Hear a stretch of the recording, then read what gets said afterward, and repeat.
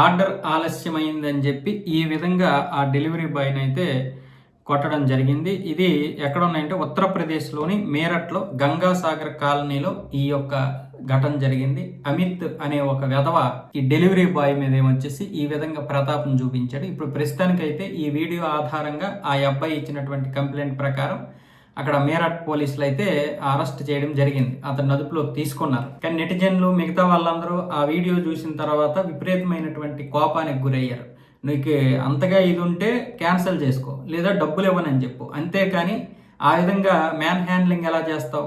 చాలా మంది ఇప్పుడు అతన్ని ఆ అపార్ట్మెంట్ లో కూడా చాలా మంది విమర్శిస్తున్నారు, ఇదేంటిది కరెక్ట్ కాదు కదా అని. అంటే అక్కడ అపార్ట్మెంట్ వాళ్ళు మామూలుగా కరెక్ట్ కాదని అంటున్నారు, కానీ బయట చాలా మంది బూతులు తిడుతున్నారు. ఇప్పుడు ఆ వ్యక్తి ఏమొచ్చేసి మిగతా వాళ్ళందరినీ తీసుకుని ఇంకేదైనా రేపు పొద్దున్న పగ పెంచుకొని ఏదైనా చేయడానికి చేస్తే ఎవడు నష్టపోతాడు? ఈ విధవే నష్టపోతాడు. వీడే రేపు పొద్దున్న కుటుంబానికి ఏమీ లేకుండా అయిపోతాడు, కుటుంబాన్ని రోడ్డును పడేస్తాడు. కోపం ఉండొచ్చు, కానీ ఆ కోపం ఈ విధంగా తిడతావా? డెలివరీ ఆలస్యం అయితే నువ్వు ఇంట్లో ఏదైనా కుక్ చేసుకో, లేకపోతే మానేసుకో, లేకపోతే ఆ అబ్బాయిని నువ్వు ఇక మాకొద్దు, ఈ డెలివరీ వద్దు, ఏమీ వద్దు అని చెప్పి ఆ డెలివరీతో పాటు పంపించేయాలి.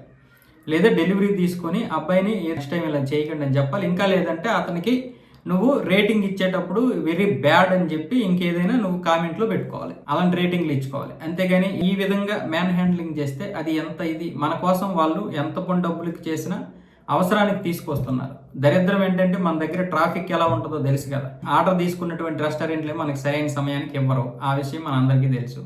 కానీ వాళ్ళు ఏం చేస్తారు, ఆర్డర్ తీసుకోగానే టైం పెట్టేస్తారు.